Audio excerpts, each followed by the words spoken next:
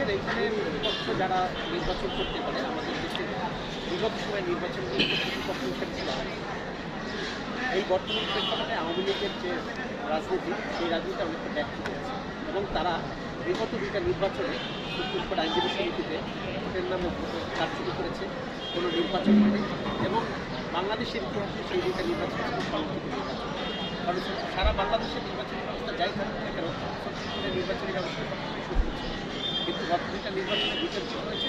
সুতরাং আইনজীবীরা তাদেরকে সেটাও মূল্যায়ন করবে বা তারাও সেই নির্বাচন করার মতো যে অবস্থা আছে সেটাও বলা যায়। আপনি প্রত্যাশা করছেন যে আপনি সামনের নির্বাচনে বিপুল ভোটে বিজয়ী হবেন? আমি মনে করি দল যদি আমাকে নমিনেশন দেয়, বিগত সময়ে যেমন আমি সহসম্পাদক হিসাবে নির্বাচিত হয়েছিলাম, আগামী নির্বাচনে সম্পাদক হিসাবে আমি নির্বাচিত হব।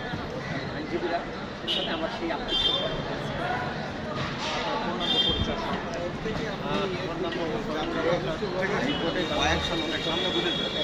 বিভাগের আইনজীবী।